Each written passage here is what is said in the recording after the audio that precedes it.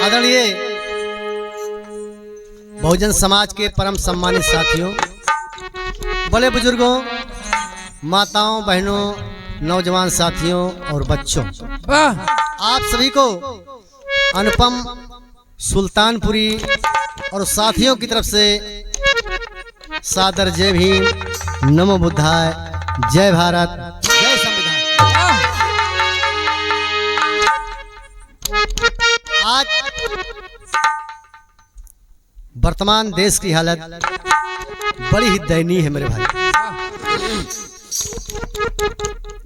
ऐसे में एक गीत के माध्यम से आप लोग पढ़े लिखे साथी पढ़े होंगे आर्यों का भारत में आगमन, बोलगा से गंगा, डिस्कवरी ऑफ इंडिया। सत्यापित है, साबित है कि ये मुट्ठी भर स्वार्थी लोग, मनवादी लोग, ब्राह्मणवादी लोग, ये सब विदेशी है।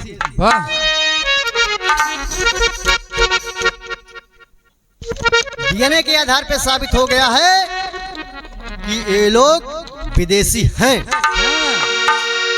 तो वैसे भी आप सोचें, तर्क करें, विचार करें कि जो डीएनए के आधार पे विदेशी है वो यहाँ के मूल निवासियों के हक अधिकार की बात कतई नहीं करेगा।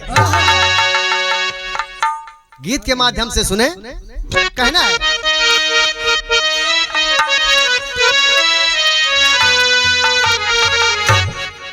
कि मोरे बहुजन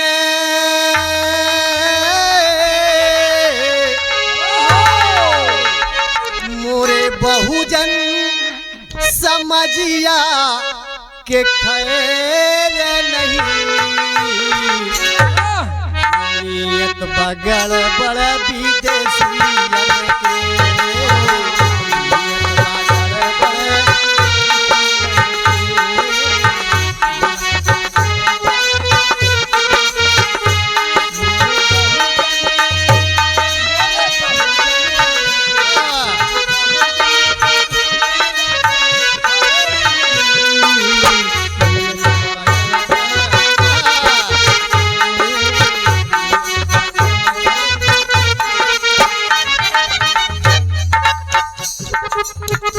अब की इस 2024 में जो लोकसभा का चुनाव हो रहा है, इसमें अगर आज बहुजन समाज चूक गया तो वैसे भी 70 साल तक पीछे चले गए हैं, सदा सदा के लिए पीछे चले जाएंगे।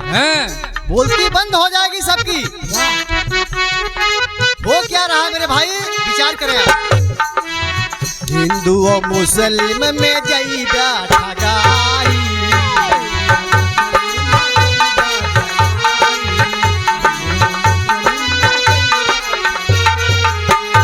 आज गुमराह किया जा रहा है इस देश के मूल निवासी को, बहुजन समाज को हिंदू मुस्लिम में उलझाया जा रहा है,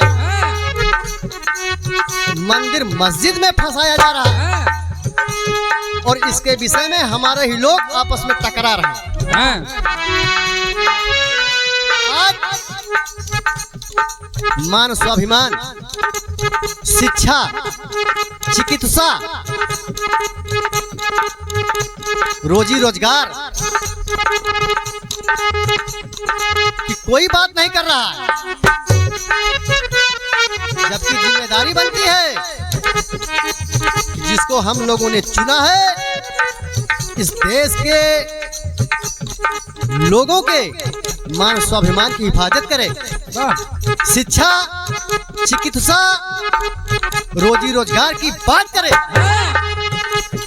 लेकिन हो क्या रहा है, हिंदू और मुस्लिम में जई बैठा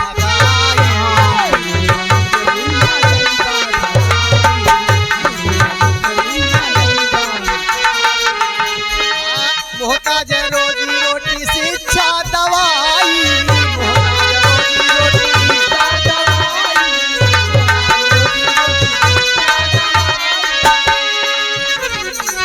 जिस आजादी के साथ आज हमारे बहुजन समाज के लोग अपने हक अधिकार के लिए, मान स्वाभिमान के लिए आवाज बुलंद कर रहे हैं। जो आजादी मिली हुई है संविधान के जरिए, हम आपस में जय भीम बोल लेते हैं, सब पे ताला लग जाएगा मेरे भाई।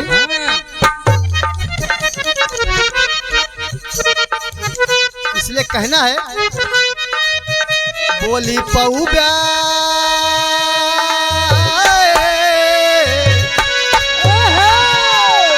पऊब्या तू भीम का बोली नहीं, नियत बा गड़बड़ विदेशियन के।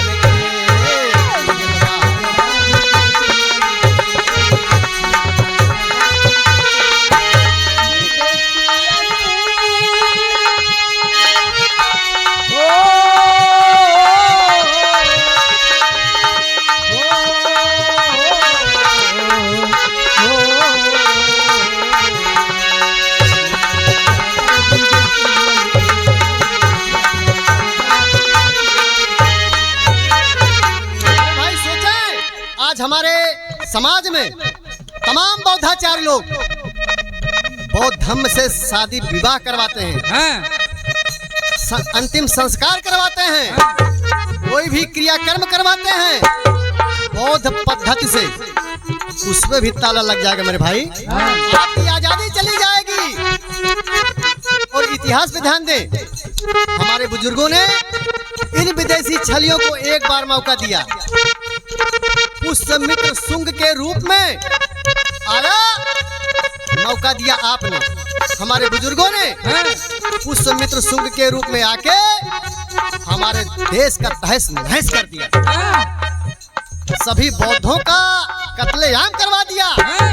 वही पुष्यमित्र शुंग जो अपने को राम कहलवाया, पूरे देश में ऐलान करवा दिया कि जो भी एक बौद्ध का सर कलम करके लाएगा उसको 100 सोने की मोहरें इनाम में मिलेगी। पूरे देश से तबाही कर दिया, सारे बौद्धों का कत्लेआम करवा दिया, बौद्धों की संस्कृति को तहस नहस कर दिया, नालंदा जैसा विश्वविद्यालय को जलवा दिया, जहाँ पे विदेशों से लोग पढ़ने के लिए आते थे। उस समय ये भारत सोने की चिड़िया कहलाता था, कोई बैर भाव नहीं था। दूसरी बार मौका दिया हमारे बुजुर्गों ने, पेशवा के रूप में हमारे समाज की मां बहनों पे आस्तन कर लगवा दिया। हाँ, इस देश की बहुजन समाज की नारियां अपना आस्तन ढकें, उसको कोई परहेज नहीं, लेकिन जो नारी अपना आस्तन ढकेगी उसको कर देना पड़ेगा। तीसरी बार हमारे बुजुर्गों ने मौका दिया इन विदेशी छलियों को, पेशवा के रूप में हमारे बुजुर्गों के हाथ में घंटी, गले में हाड़ी, कमर में झाड़ू बंधा। अब की आप लोग मौका देंगे तो उससे भी बदतर हालत होने वाली है मेरे भाई। कहना है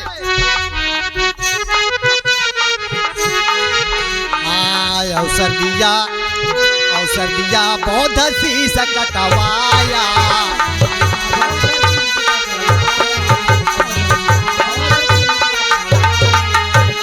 कर दूसरी बार लगवाया,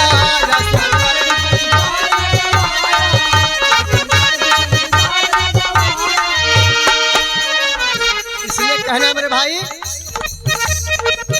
फिर से झाड़ू, फिर से झाड़ू, फिर से झाड़ू कमर में बंधी जाए कहीं, फिर से झाड़ू, फिर से झाड़ू, फिर से झाड़ू कमर में बंधी जाए कहीं, नियत बगल बड़ा विदेशी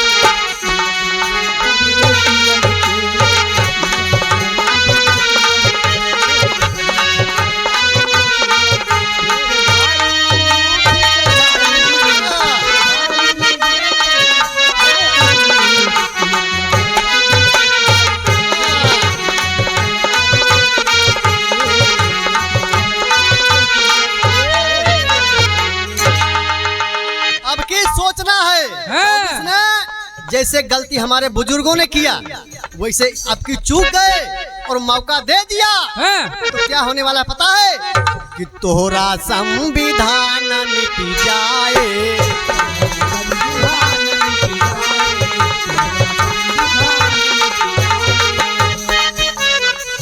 संविधान खत्म यानी लोकतंत्र खत्म, सामाजिक, आर्थिक, धार्मिक, राजनीतिक आजादी खत्म।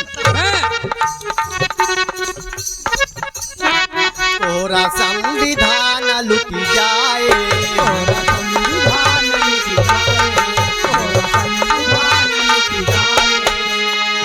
आजादी तोहरी लुट जाए, आजादी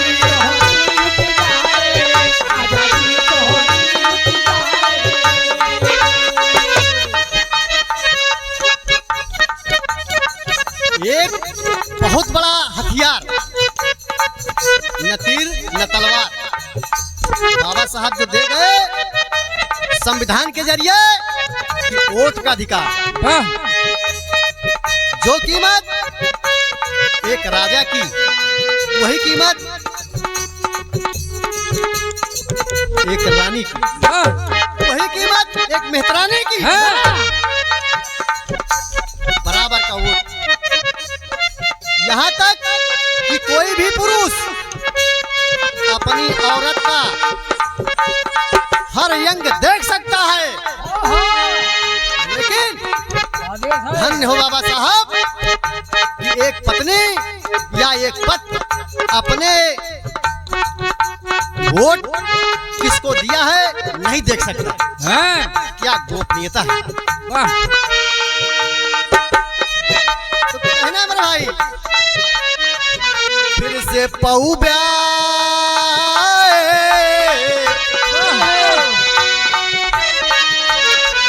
फिर से पौब्या तू वोट अधिकार नहीं, नियत बगड़ बड़ा विदेशी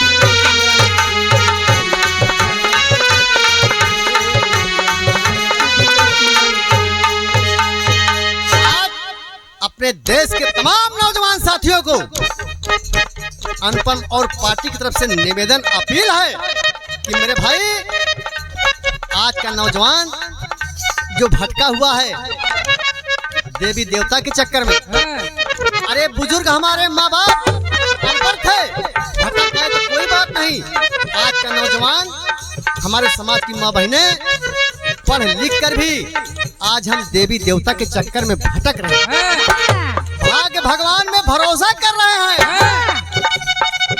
ऐसे नौजवान साथियों माँ बहनों से निवेदन है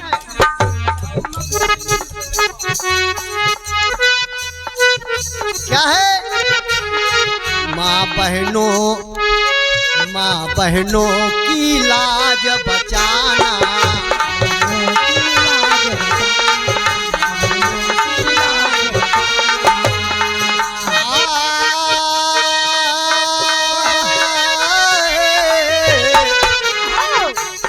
भाई अभी भी वक्त है।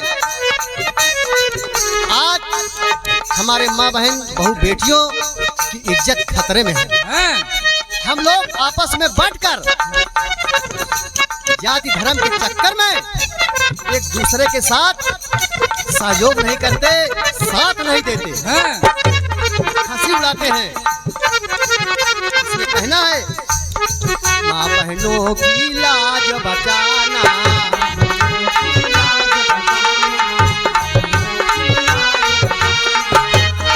नौजवान अब होश में आना,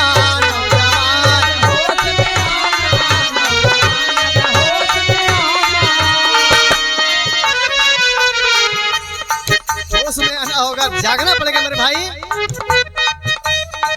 अपील के साथ, निवेदन के साथ कहना है कि भला करी है,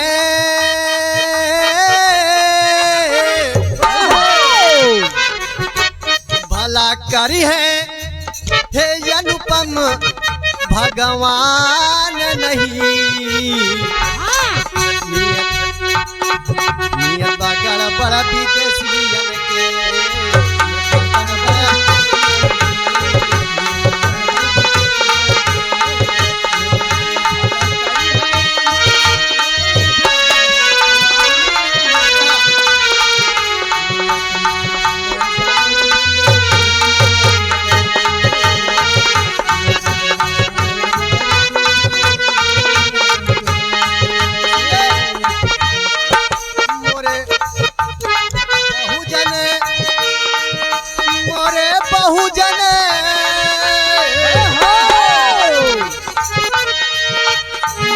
बहुजन